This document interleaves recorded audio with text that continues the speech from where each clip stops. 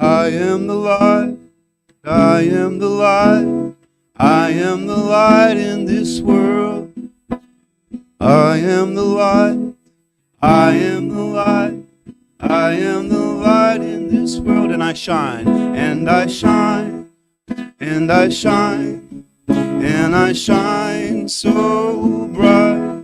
And I shine, and I shine, and I shine so bright. Look at somebody and say, you are the light, you are the light, you are the light in this world. You are the light, you are the light, you are the light in this world. And you shine, and you shine, and you shine, and you shine so bright.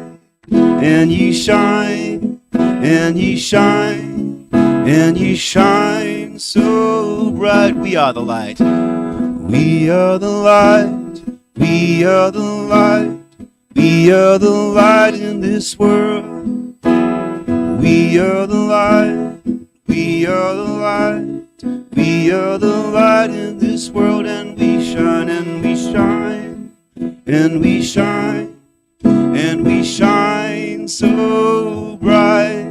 And we shine, and we shine, and we shine so bright. Here we go. I am the light, I am the light, I am the light in this world. I am the light, I am the light, I am the light in this world. And we shine, and we shine, and we shine, and we shine so bright. And we shine, and we shine, and we shine so bright. We are the light, we are the light, we are the light in this world. One more time. We are the light, we are the light, we are the light in this world. True story. It's true. True story. Good morning. Good morning, everybody. Good to see you all here, and good morning to those of you who are watching us virtually. It's good to be with you, whether we're here in this room or we're somewhere else or however else. I'm not even sure how it all works, but I'm just glad we're all here, and I'm glad that you're tuning in. So it's good to see you all. Happy new moon. Today what was that, like 4:38? It was a new moon, so we got a lot of things kind of going on, but probably from a I want to talk about this. I do want to talk about. I'm going to probably talk about it in my talk, but this season that we're in, or this point of the wheel, if you consider, the turning of the seasons, is something that's known as Lunasha or Lamas, which means the Feast of Bread. And it is the midpoint between the summer solstice and the the fall equinox. So it's a celebration of first harvest. So metaphysically, it's time to sort of reevaluate the year. What seeds have you planted, and what is bearing fruit? And what do you celebrate? So I will post that as a question to our group up here. And if anybody else wants to add their 2 cents, they can do that as well. So what seeds have you planted that are bearing fruit? I'll start with you, Jim. I love how you put us on the spot. I took on the adventure of teaching through the Tao Te Ching early last year, and I think that's been something that I've really enjoyed. I think I probably get as much out of it myself as the students do, but it seems like people have been coming to it and enjoying it, so that's a good one. You've got your own. You can. Oh, yes. I guess in the last year, I took on the idea that I would not only produce myself with the music and make records for myself, but I've been taking on other artists where I produce them, and that's been a really good communal kind of getting to know like-minded people. So it's more than just work. That decision became more of a community thing and something that was fulfilling just beyond business. and art is personal. So lovely. Fabulous. How about you, Liz? Well, I would say that I wanted to expand my confidence in being an artist. And so I took on a class of sketching that I really didn't want to do because it was hard to do. So I'm glad I'm doing it because I think it's starting to open up a new door. So that's a new seed for me. Anyone else? Anybody's planted some seeds that are now bearing fruits? Gary.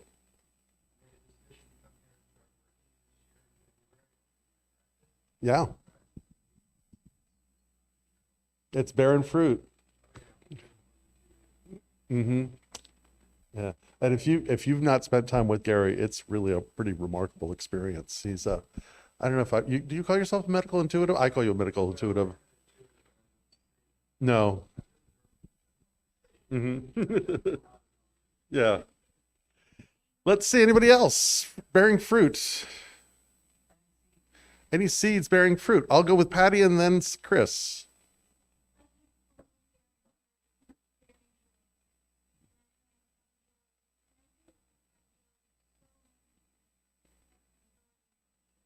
Mm-hmm.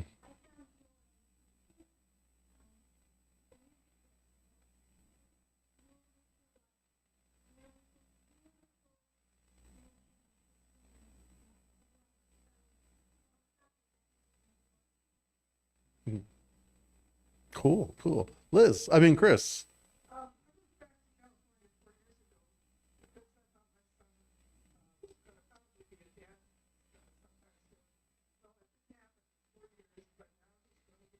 Fabulous. Wonderful. That's good news. That's really good news. Fabulous. So, yes, Luann.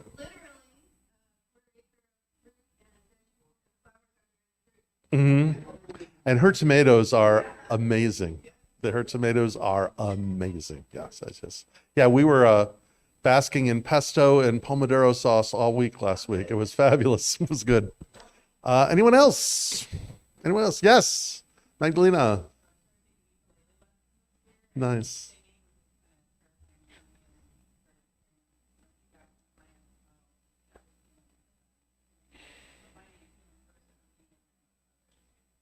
Cool. Cool. Yeah. No, that's Jay. Basically, being prudent, conducting myself in a way at work to remain calm, not take any very risk, fire, job. So a lot of the attention from the upper management comes down on me. Mm-hmm. But I can smile, make with my team lead, pretty well. Situations that normally would be a ruined day. Fabulous. Right on. Right on. Right on. So we have a couple of announcements just before we begin service. The first announcement is next Saturday is the barbecue. And if you've not bought tickets, you can do so. And Andrea is going to set up a table after service. You can go right out there and sit at the table and buy a ticket or 2 or 6. And it's going to be a lot of fun. And so you're all invited. We'd love to have you there for that. The second thing is an invitation for service, which is one of the toilets in the women's room, the seat has a crack in it. It's a relatively easy fix. It's just, we'll take care of it. We'll buy the seat, but it's just unscrewing an old seat and screwing in a new seat. It's clean. We promise it's good shape. It's not a gross job. But if somebody is interested in seeing some service, talk to Annie after service and we'll set you up to get that done. Good. Anything else? I'll talk about prayer later. Yes, Patty.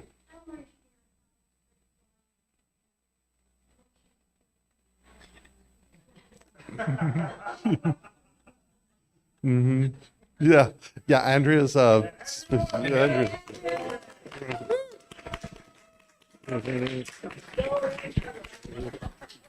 There you go. Okay, with that, Classes. So, Jim has a class every Sunday morning at 9:30. 9. 9. I don't think I've gotten that right once. And it's like, it would be hard not to get that right, because like there's only like 3 choices, and I look forward to it when you get it wrong. It's part of the service. it's one of the, you can always count on me to be wrong. So classes is going. I'm going to be doing a class on spiritual practices in the fall. I'm working on whether it's going to be either live or Zoom. I'm not quite sure which one, but I'm really excited about the class. I'm kind of diving into some stuff right now. It'll be sort of like, I don't know, Vedanta, West Abrahamic religions, magic, occult kind of stuff. Anyway, so more to come on that. Might as well mention prayer right now. If you would like prayer, do not leave without prayer. After service, Liz will be doing a prayer circle in the Emerson room about 10 minutes afterwards, so you can get some bread and food and then head in there and there'll be prayer. You can also fill out a prayer request in the back room there, and we pray on those weekly. Or you can see any of the practitioners that are here today. Who do I see? I see Paul, and I see Andrea, and I see Liz. And the meditation on Wednesday at 12:30. It's at 12. If it's at 5 a.m. Yeah, and there's another hand up there. Yes.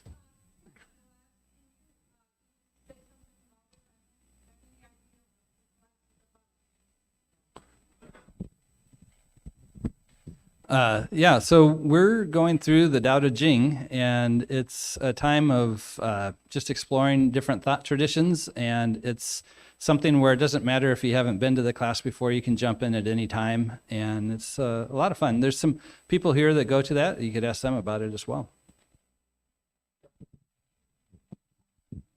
All right. Let's do church or something. So I am Liz, your practitioner of service, and so happy to be here with all of you and see so many familiar faces and some newer faces. And you are all welcome. In the virtual world, we say hi to, no matter what your path is to the divine. You know, you are welcome. And it doesn't make any difference because we're all here together, to be together, to hear Reverend Guy's words, to hear the beautiful music, to have prayer, just to be with each other, to know that you're not alone. So I'd like to start this morning with a prayer. So if you want to get comfortable in your seats, and let's just breathe together. Because that breath connects us, not only with each other, but with the divine. And knowing that we are part of this entire world, this universe, and everything in it, from all the animals to all the leaves and the flowers and the clouds and everything that we can see and feel, and even the beyond, that we come from the stars and we will return to the stars. We are one with all, not only with this universe, but the universes beyond. And science tells us that there are so many more things, so many more planets. And to feel humble knowing that we are just a small pebble of sand, but yet significant, that we are each connected not only with that beautiful energy that I call God, but truly with each other, and that we are never alone. And that that same feeling of energy, of love, of hope, of light, of all of the things that we desire in our life are just here for the taking, that it is just a conscious choice to say yes to opening ourselves up, to know that we are on this path of creativity, of the divine, of that spark of imagination, of all of the curious and wonderful things that this world has to offer. And we are a part of it. And we come here today to seek our own opening of love and light, but also of connection with each other. And you are so welcome to be here, and I'm so happy to be your practitioner. And I just release these words into that infinite, universal mind that hears all, knows all, and therefore it's done. And with great gratitude, together we say, and so it is. So the theme for the month of August is creativity, and Reverend Guy will expand on aspects of creativity, but as I said before, I planted my own seed with my art to expand that creativity. And creativity comes in many forms, whether you're an artist, a musician, planting a garden, just being creative with your life. And so I have chosen a short reading for a contemplation this morning, and it's by that author Elizabeth Gilbert. And it goes like this: what is creative living? Any life that is driven more strongly by curiosity than by fear. And so it is. So we will now go into a 3-minute meditation, and you can contemplate that, the difference between curiosity and fear, or anything else that's in your heart.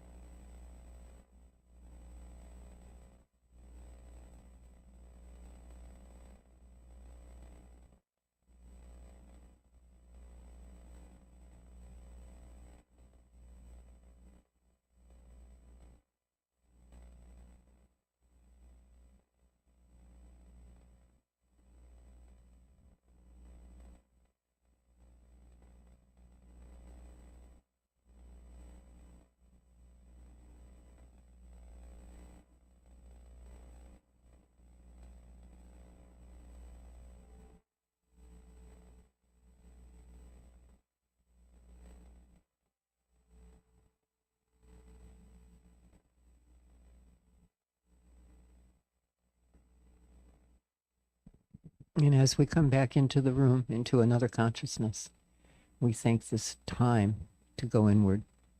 And so it is. So it is.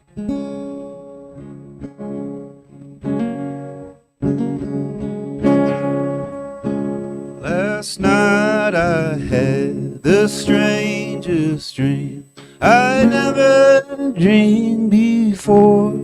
I dreamed the world had all agreed to put an end to war. I dreamed I saw a mighty room, and the room was filled with men, and the papers they were signing said they'd never fight again. And when the paper was all signed and a million copies made, they all joined hands and bowed their heads, and grateful prayers were prayed. And the people in the streets below were dancing round and round, and the guns and swords and uniforms were scattered on the ground. Last night I had the strangest dream I never dreamed before. I dreamed the world had all agreed to put an end to war.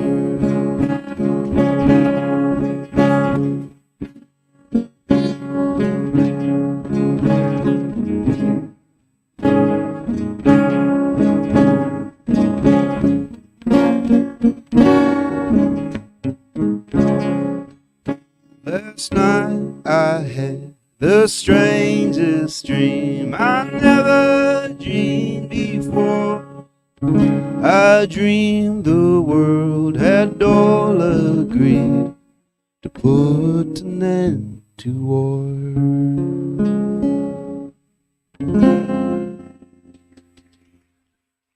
I think that was Simon and Garfunkel. I didn't really look it up. I think it's an old folk song from No, it's way- not Simon and Garfunkel. I was wondering who did that myself. That might have been Pete Seeger.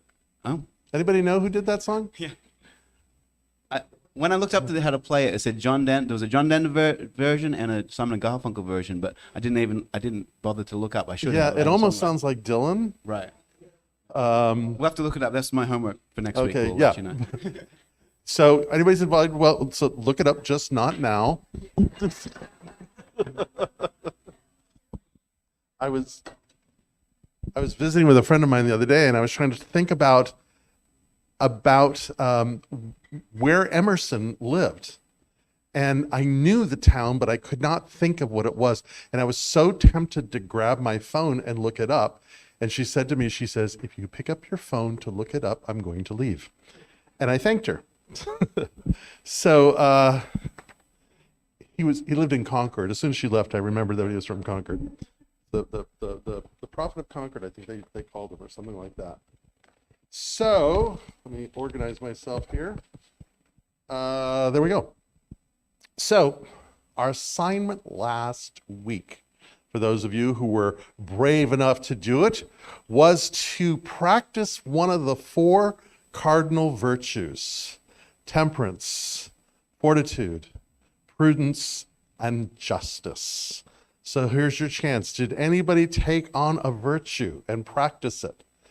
Yes. Prudence. Okay, how'd it go? Uh-huh.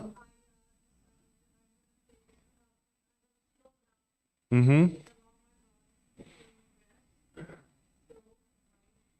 Future self. Fabulous. I love that. I love that. That's great. Prudence. Anyone else? Yes. Fortitude.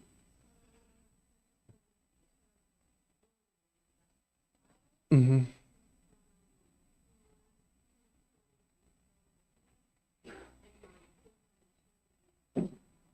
Mm-hmm.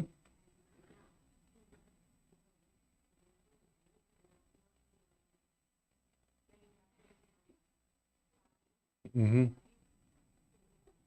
Beautiful, beautiful. And fortitude is courage, which really is to lead with the heart. Fabulous. That's a powerful thing. Anyone else? Yes, Magdalena.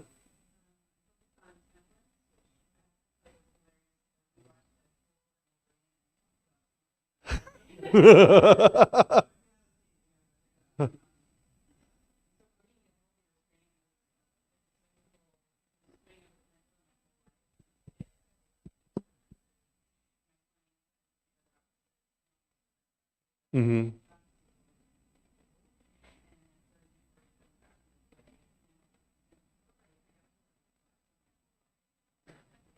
Mm-hmm.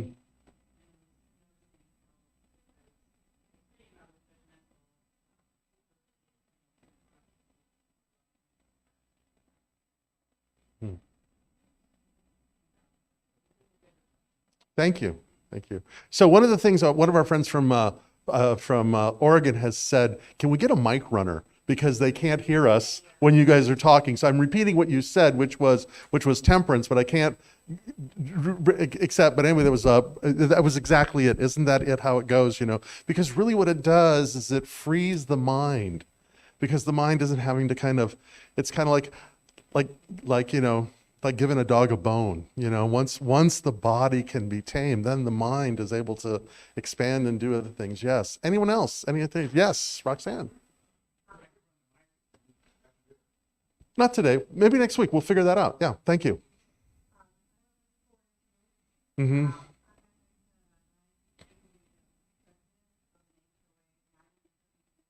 Bless you.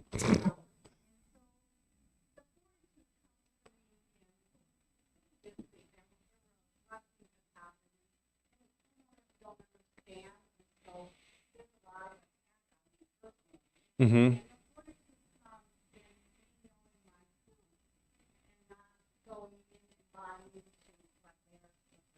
Yeah. Right on. Yeah. It's a practice. It's a practice. Yeah. Yeah. Anyone else? Yes. It's Henry. Yes. Thank you.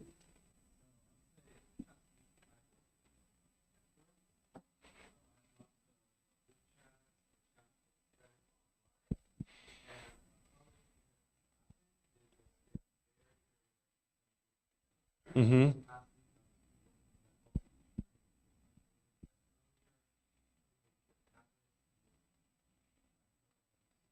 Yeah.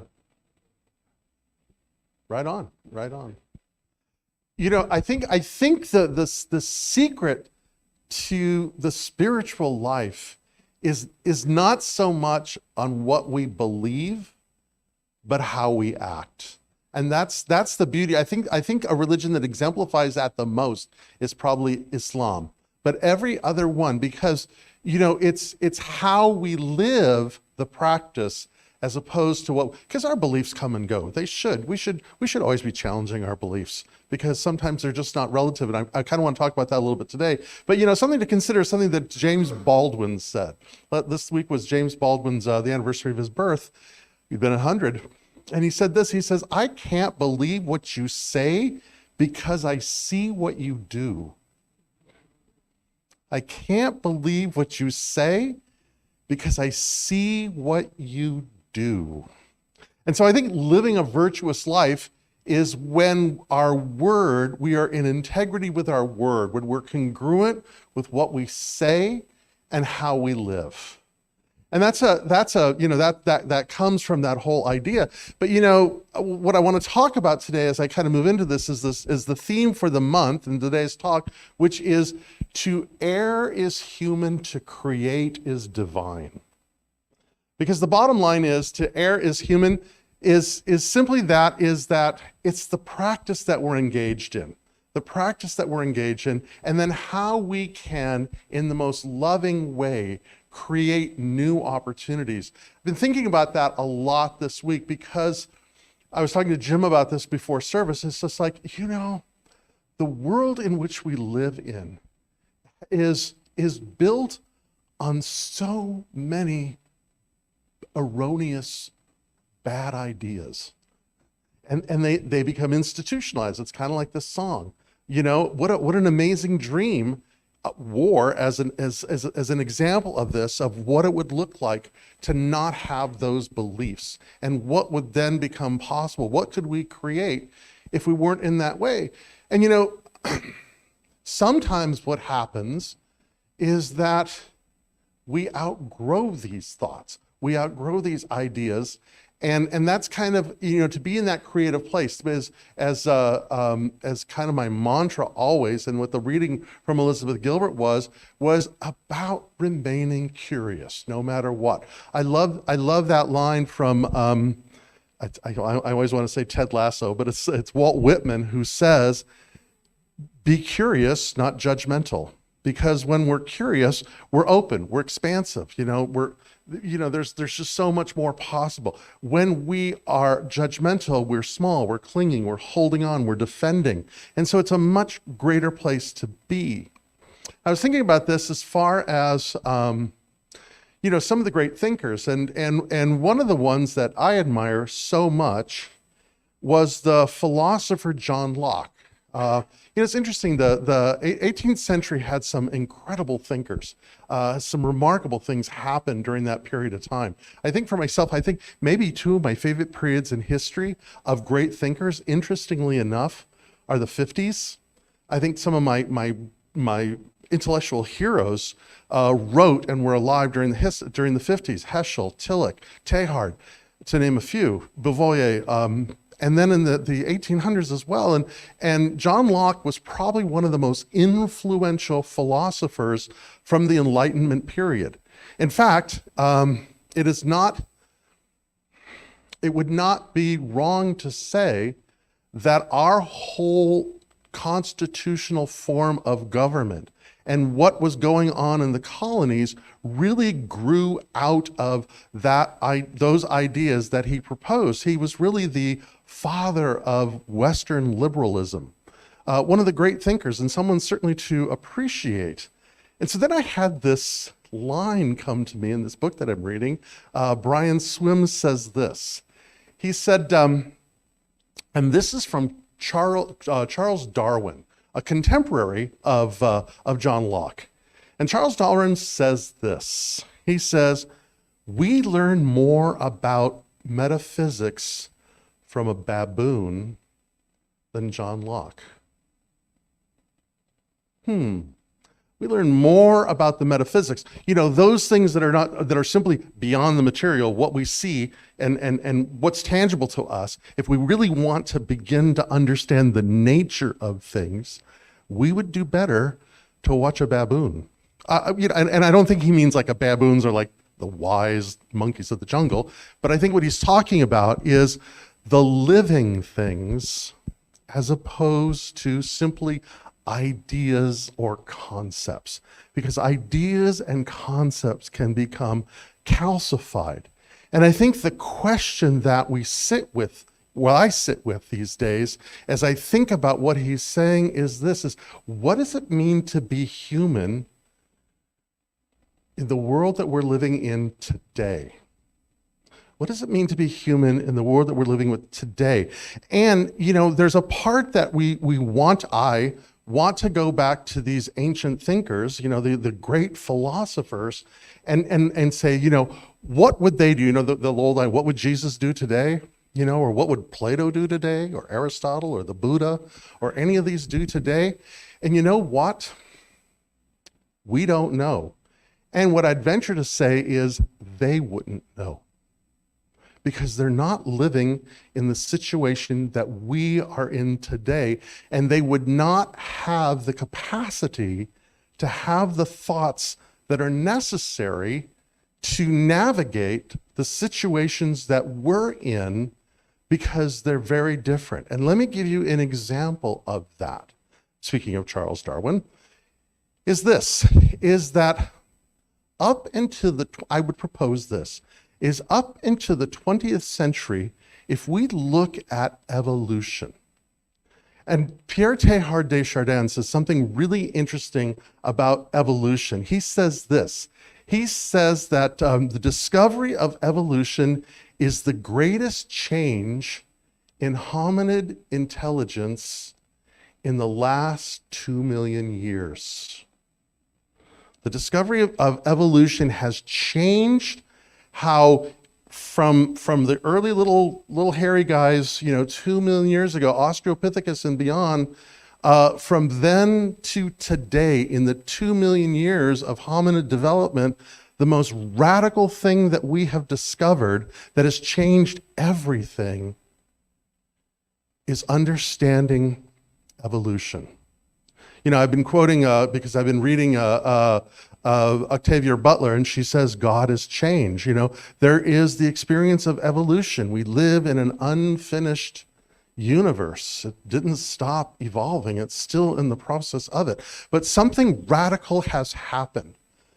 Because something that Brian Swim suggests that I will offer to you is this, is that Charles Darwin's theory of natural selection as the driving force of evolution is only relevant to the 20th century. Faces I see. And why is that? Because of this. Consider this, that up into the 20th century, maybe a little bit before that, as a whale evolved, it was really the natural selection of the whales to decide how they were going to evolve, what they were going to do, and how it was going to happen. The same thing with trees, how they were going to evolve, what was going to happen, what was going to do. Elephants, chickens, birds, you name it. There was a level of individual determination or determinism on how any particular species, whether it be plant or animal, was evolving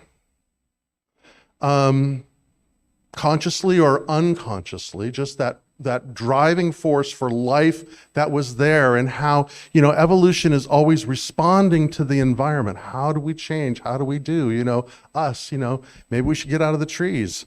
Maybe we should have opposable thumbs. I vote, first of all, that we get our tails back, because I think that would be great fun. And also a third set of teeth. We should get another set of teeth when we're 40, but no one's asking me, and certainly. But here's the deal, and this goes to what Teilhard is saying, is up into the 20th century, everything was sort of individualized, but we are living in the age of humans, and we have influenced the environment so powerfully that the evolution of every other species now is contingent on us as a species. How we change the environment, how we do the things that we do, how the earth is shifting and changing because of human activity. That's a big thought. It's almost kind of an overwhelming thought, I think, to where it leads us to be, that natural selection now only gets us to the 20th century. So how do we navigate this? So yesterday I was at the celebration of life of a dear, dear friend of mine, Reverend Catherine Economo.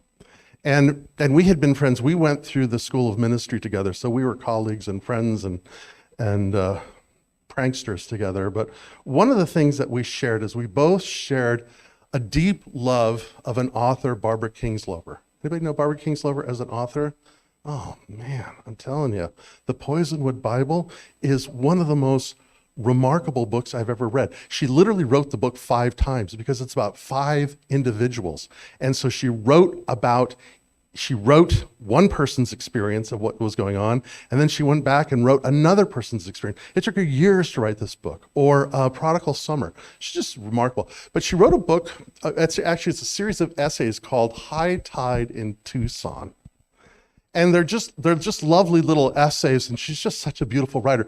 But she talks about the first story in this book, this anthology of essays called High Tide in Tucson, is literally about how she inadvertently, on a trip home from the Bahamas, brings a hermit crab home. It was stuffed in her pocket or whatever, and it got in her luggage, and and they're looking at all the seashells that she brought back to Tucson with her daughter when she got back from the Bahamas. And sure enough, one of the shells starts moving, and now she has this hermit crab living with her. And she talks about that, but what she talks about is how the hermit crab kind of is on its own rhythm. And she's curious about that because it's not going to the circadian rhythm that you would think, with the moon and the sun and light and dark and all that other kind of stuff. It's kind of on its own thing. And she realizes, and she gets into some research that was done by some guy who did something with oysters in Chicago, the same kind of thing. What they figured out is that the hermit crab, like the oysters, are responding to the high tide of where they are from, meaning that the hermit crab is responding to the high tide in the Bahamas, even though it's living in Tucson. The oysters are responding to the high tide in the Chesapeake Bay rather than this basement in Chicago where the scientist was studying them. And what I would offer is there is an inner knowing that connects us, that adjusts us. And whether it be high tide in Tucson or what is ever going on in any one of our lives, there's an inner knowing, an inner navigating, an inner compass that is true and trustworthy. And if we can fall back on that as opposed to other things. One of the people that I think about often, he's one of my heroes, and it goes back to, the period of time that I was talking about, was Dietrich Bonhoeffer. And Dietrich Bonhoeffer was this, he was so many things, but he was a theologian, and he was a writer, and he was a pastor, and he was living in Germany during the rise of the Nazis and how the state was then beginning to take over the church, or how the church was collaborating with the state. And he looked at this and he thought,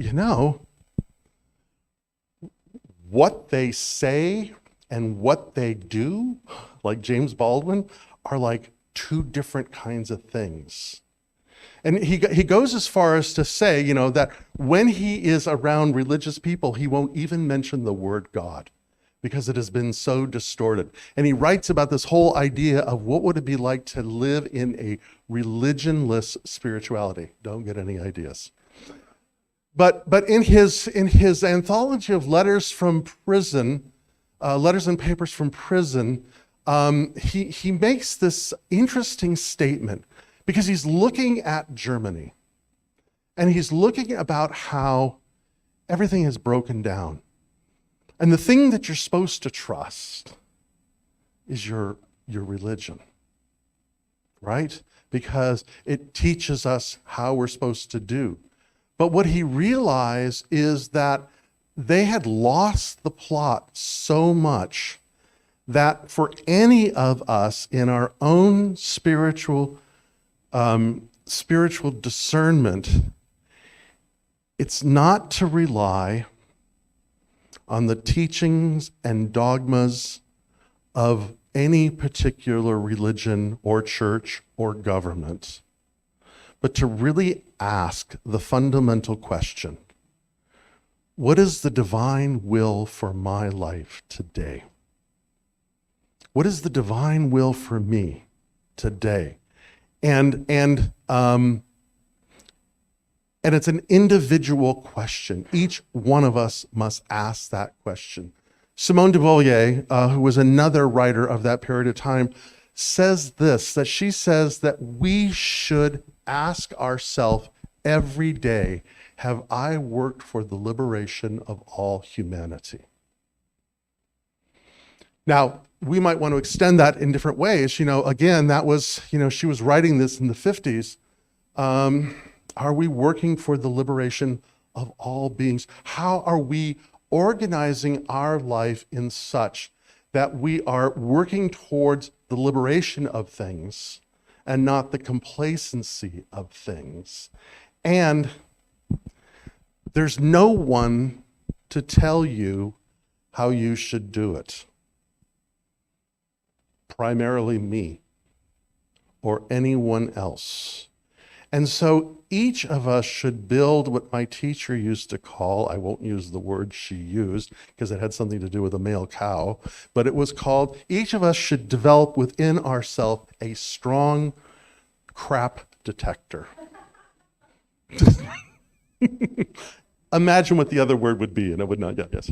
That we should have that built into us and realize that, because the person that we should trust is our own intuition.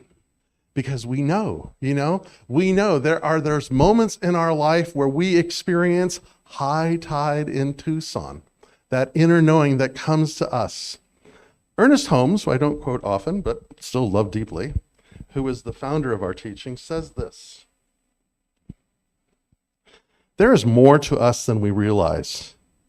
Humanity has an eternal destiny, a forever expanding principle of consciousness, conscious intelligence, the ocean and the drop of the water, the sun and the rays. Humanity, the real human, is birthless, deathless, changeless. And God as us, in us, is us. The highest God and the innermost God is one and the same God. In other words, that inner knowing, call it whatever you want to call it, that intelligence, that knowingness is a true and trusty ally, because it's the very force of creation. It is the principle of evolution acting as us, guiding us. And that's what we tap into, and not dogmas or beliefs, because, beliefs are just habitual thoughts. And dogmas are a nice organizing thing. I mean, it's good to have rules. I think that there's this turnabout in Temecula that I go to often. And it used to have this statue of this horse galloping. Do you know the statue I'm talking? There's this that had the statue of this horse gallop. It was around. You all know what a roundabout is, right? It's four comes in there. They had to take the statue out because people cannot figure out how to drive in a roundabout.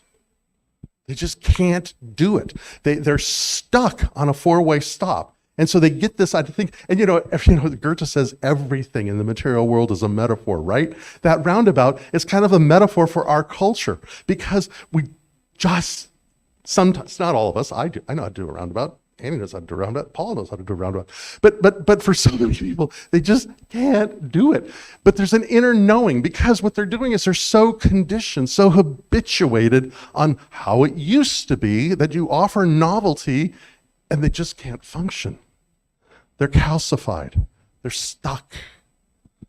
And so, curiosity, discernment, how do we build that practice? So I'm going to offer to you, I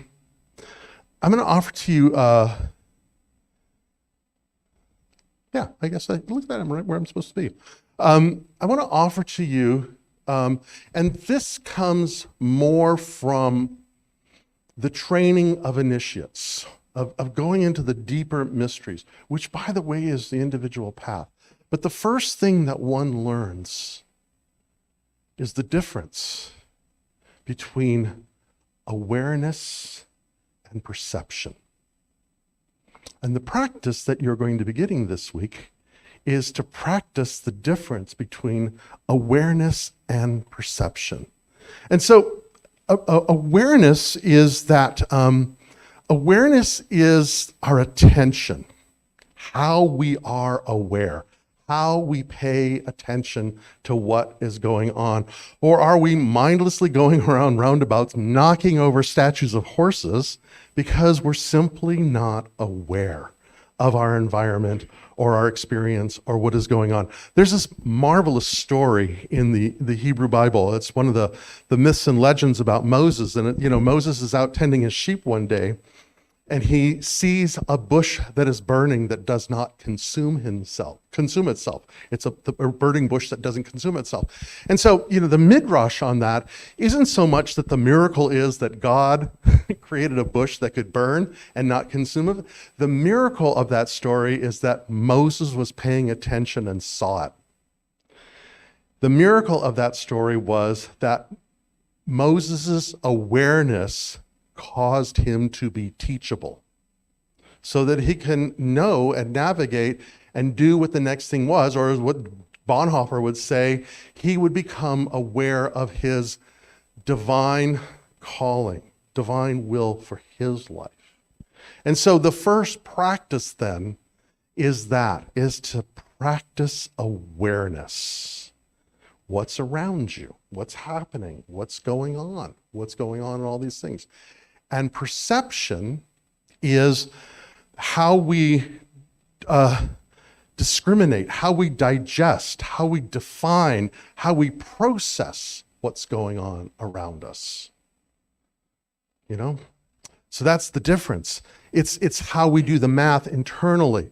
Look, you know, I can see that there's a pipe broken in my backyard and water is gushing out. I am aware of that.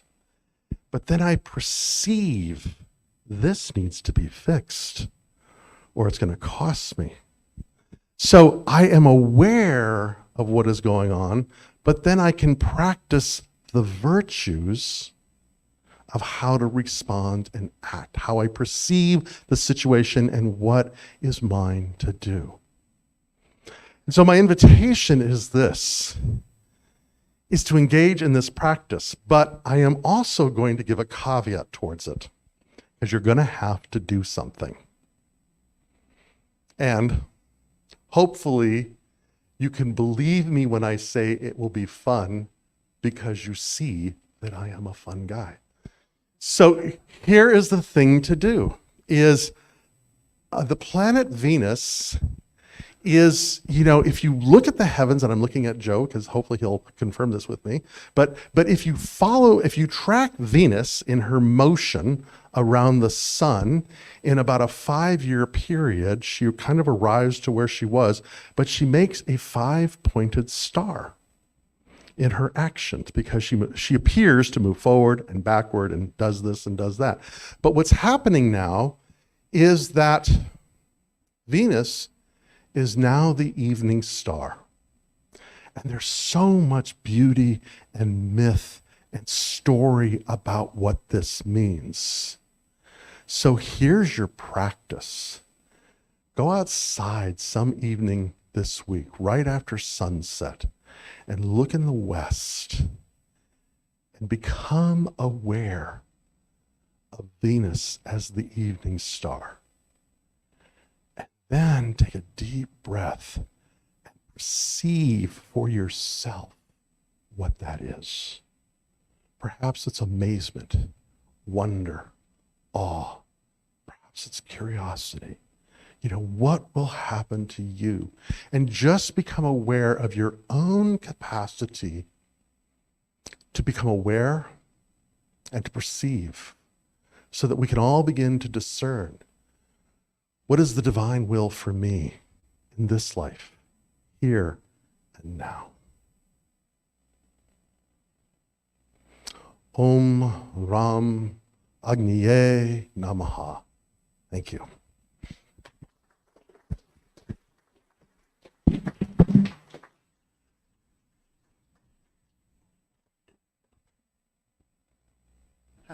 Beautiful. It's like a word bath. It's like a word bath. I feel cleansed and refreshed.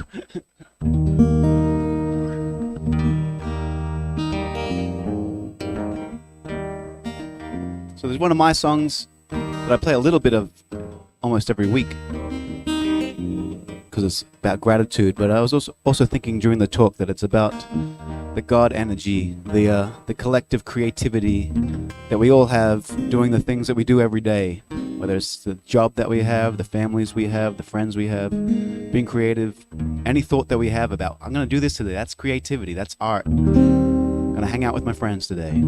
That's a thought we didn't need to have, but there it is. So this is just that energy inside of us, creating moments and goodness. It's called People Like You.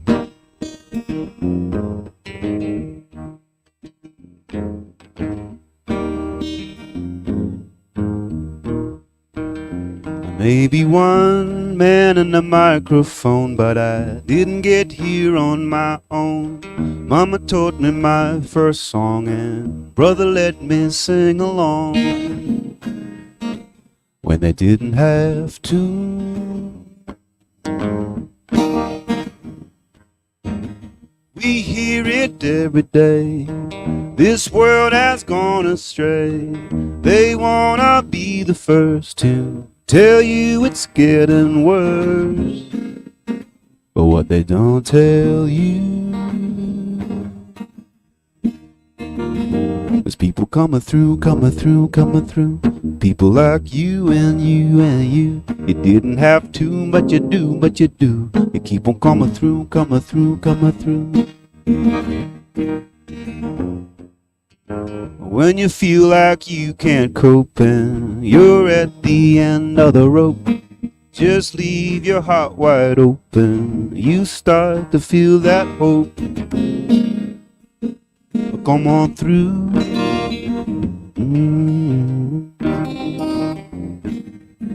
Think about how far we've come, the impossible we've done. Compassion, innovation, through every generation. There's people coming through, coming through, coming through. People like you and you and you. You didn't have to, but you do, but you do. You keep on coming through, coming through, coming through. Yeah, you. Yeah, you. Thank you. Yeah, I'm singing you. Yeah, you. Thank you.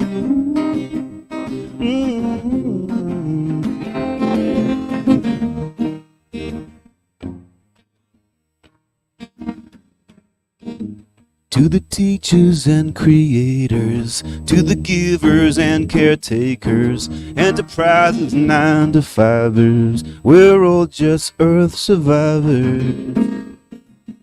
Feel alive, yeah. To everyone who helped me along, who listened to my song, who made these strings I strumming, who made this microphone. Well, I know who. It's those people coming through, coming through, coming through. People like you and you and you. You didn't have to, but you do, but you do. You keep on coming through, coming through, coming through. Yeah, you. Hey, you. Thank you. Yeah, I'm singing you. Yeah, you. Thank you. Yeah, the people coming through. People like you. People coming through. People like you. Thank you. People like Jim Jones. People like Liz. People like Reverend Guy with those beautiful words. Of course. Can I say one thing first? So, Dietrich Bonhoeffer is one of the most remarkable people that I have read and that I've encountered, and I really love his work. And if you are curious to read him, I would implore you not to buy Eric Metaxas's biography of it. It is like, it's the antithesis of who Bonhoeffer was. You know, Metaxas is enamored with Christian nationalism and this whole thing, and he's trying to fit Bonhoeffer into a box that would have been an anathema to who Bonhoeffer was. But if you Google or go to Amazon or whatever the case, and you write in Bonhoeffer, Metaxas's book is like the #1 bestseller. But he is like, yeah, just so, anything by Berge, who was his friend and colleague and translated and edited a lot of his papers and letters and papers, ethics. They're all fabulous stuff. There's a lot of good stuff. There's also the Bonhoeffer Society, The Cost of Discipleship, which is kind of heady. There's also a woman by the name of Jennifer McBride. She is a pastor someplace in Atlanta, I think. But I think she's president of the Bonhoeffer Society, and she's gotten several sermons and written several things. And so there's a lot of good, rich stuff about who he was. Are you telling us that there was a philosopher that was misrepresented? Oh. What? So I'm going to say this, are you going to trust me? Follow your heart. Follow your heart, however. Just if you want information, look at the source. Look at the source. Thank you. So now, after that, comes time, really a special time for me is our time of giving and giving back. And so many of you contribute in many, many ways, whether it's in the kitchen, like Kurt, like Ann, Mike, whether it's doing sound like Jeff, whether it's music, whatever we do. This is a time that we come together for our spiritual family and our home. And I consider Hilltop just that. So if you choose to give, understand that money and it's just a flow of energy. And that flow is as you give, you get.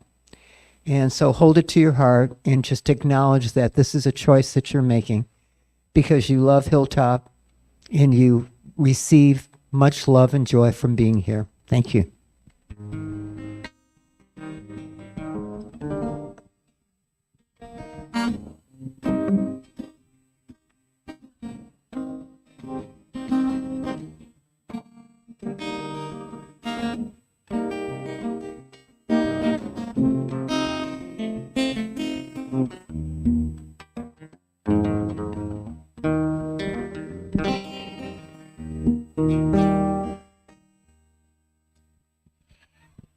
Thank you all for being here today. I really appreciate it. And I certainly want to thank those people who are contributed. Always Dick and Karen for the bread. Dick has been so gracious because for the last 3 weeks, I've been calling him Bob. And he's never said a thing. Finally, his wife came up to me last week and she says, you know his name is Dick, right? So anyway, thank you. So anyway, Dick and Karen are generously bringing all that bread, and you can take some home. It's fabulous stuff. I know Kurt and Deanna and Ann are in the kitchen even as we speak. I know Mike schleps it in every week, and so the feast that you have is those people and beyond. So please give them some love. I know that Patty and Chris were our greeters today, so they were the first smiling faces that you saw as they were standing. To greet people. It's an inside joke on that one. And then of course, Jim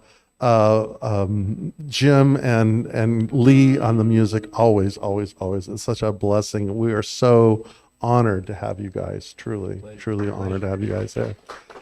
And anyone else that has contributed that's been part of the thing, again, we have a toilet seat needing to be fixed. We've got tickets to barbecue being sold. Those shouldn't be in the same sentence probably, but we have those things going on. We have prayer. So toilets, food, and prayer. It is a full service center. And thank you all. And those of you who are virtually there, thank you so much. And you guys that are here, I know why you're here because the room is air conditioned. We live in Temecula, man. It is just like living on the sun. But anyway, thank you all. So let us pray our way out. Just again, considering this, as Ralph Waldo Emerson, who lives in Concord, says, prayer is the contemplation of the facts of life from the highest point of view. So whatever that concept of this force of love, this force of intelligence, that moves in and through and out all things, that innermost life and that expansive life. We are one with all of it. And we're grateful to be alive. We're grateful to be alive. We're grateful to be here even now, knowing that our time may be limited, but let us choose today to live fully in this moment. And may our days be filled with amazement, wonder, and awe. And may curiosity be the guiding light. So it is.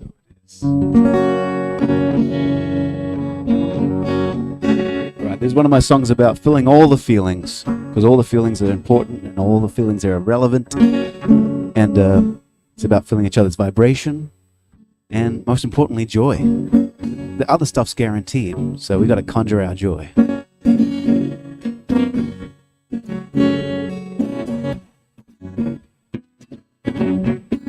Well, I guess a black rider. I'm not talking about a night out. Like someone turned the light out. Like a whitewash wipeout.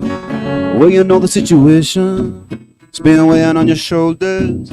Take a little isolation. Feel it get a little colder. I wanna feel the vibration of my people and my music. I wanna feel the vibration Oh, you know I'm gonna lose it, yeah, but you gotta go down, down. We dig deep down, then you dig deep down. Down, down, you dig deep down, then you dig deep down. Do you know how I got here? It's gonna change, tell me what year. I'm just trying to get my shot here. Let her fall if you got fear, 'cause you gotta let your soul shine. Yeah, you gotta have a good time. You gotta let your body unwind before you're back to the grind, grind, grind. I wanna feel the vibration, all my people and my music. I wanna feel the vibration. Oh, you know I'm gonna lose it, yeah, but you gotta go down, down. You dig deep down, then you dig deep down.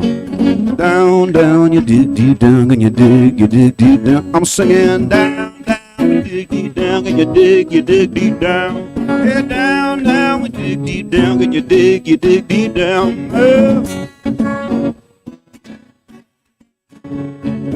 Let's clap our hands.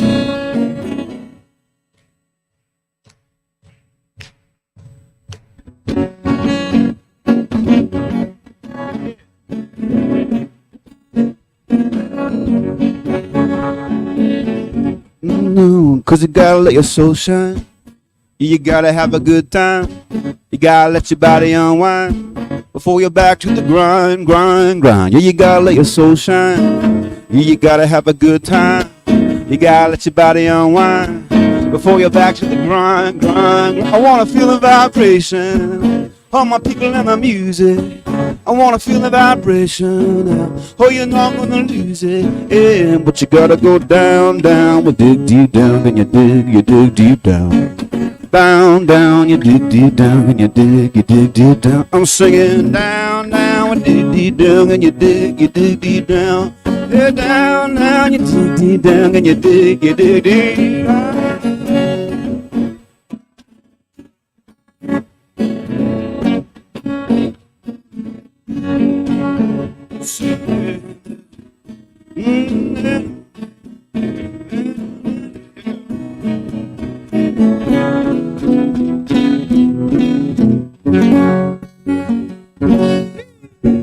Happy Sunday, everyone.